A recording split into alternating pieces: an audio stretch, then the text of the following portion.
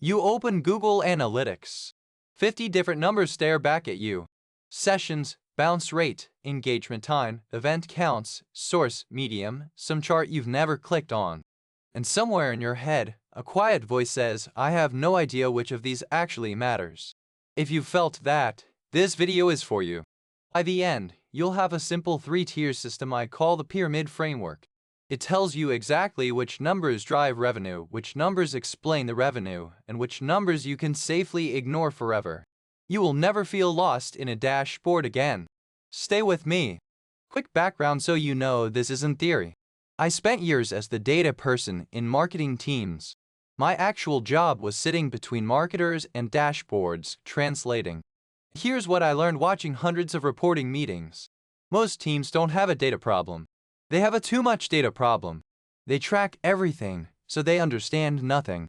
The fix isn't more dashboards. The fix is a hierarchy. So let me give you the one I use to run entire marketing departments. Picture a pyramid with 3 levels. Top, middle, bottom. Money metrics at the top. Movement metrics in the middle. Vanity metrics at the bottom. Every number you will ever see in marketing fits into one of these 3 levels. Let's go through them. Top of the pyramid. Money metrics. These are the numbers that appear in a bank account. There are really only 3. Revenue, cost to acquire a customer, and customer lifetime value. Revenue is what came in. Acquisition cost, or CAC, is what you spent to get one customer. Lifetime value, or LTV, is what one customer is worth over their entire relationship with you. If LTV is meaningfully higher than CAC, the business works. If it isn't, no amount of followers can save you. When an executive asks how marketing is going, you answer from this level. Nowhere else. Middle of the pyramid. Movement metrics. These don't make money directly, but they explain why the money metrics are moving.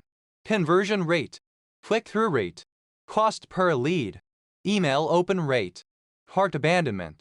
Think of these as the diagnostics. Movement metrics are for you and your team. They're the engine room. Important, but they never lead a report. If revenue drops, you climb down to this level to find out why. Did traffic fall? Did conversion fall? Did the leads get worse? Bottom of the pyramid. Vanity metrics. Followers, likes, impressions, page views, subscriber counts. Here's my rule. A vanity metric is any number that can go up while revenue goes down. You can gain 10,000 followers in a month where sales fall by half. These numbers aren't useless, they're weak signals of attention. But they are the junk food of analytics. They feel great and contain almost nothing. Track them casually. Never build a strategy on them, and never ever lead a client report with them.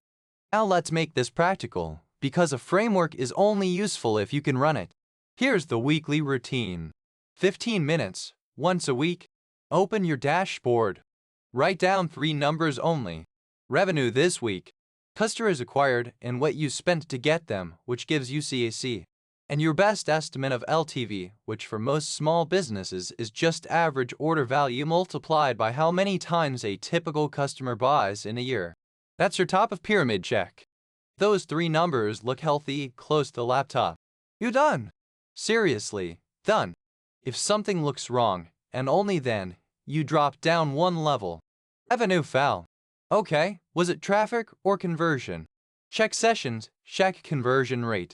Traffic held, but conversion dropped. Now check what changed.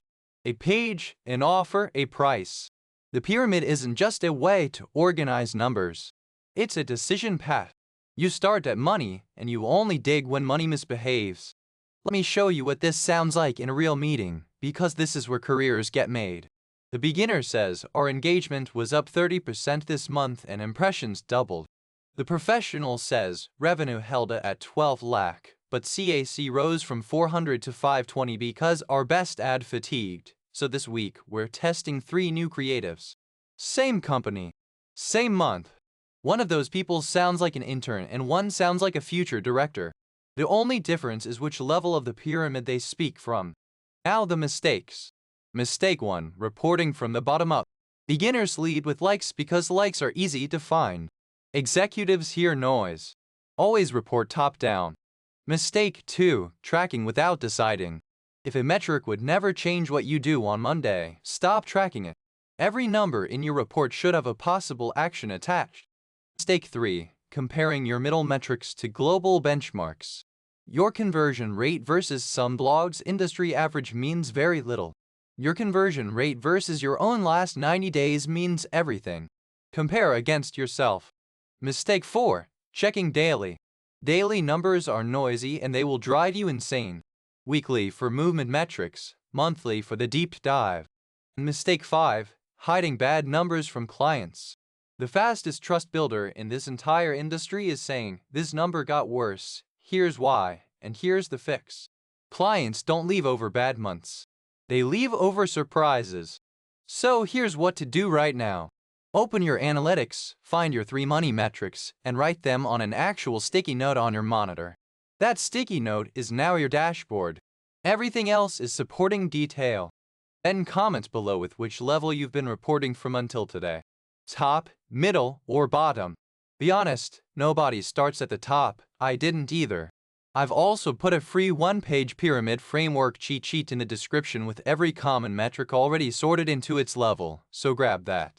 If you want to go one level deeper into the 2 money metrics that decide whether any business survives, the video on your screen breaks down LTV versus CAC with real examples. That's the natural next step. Watch it now.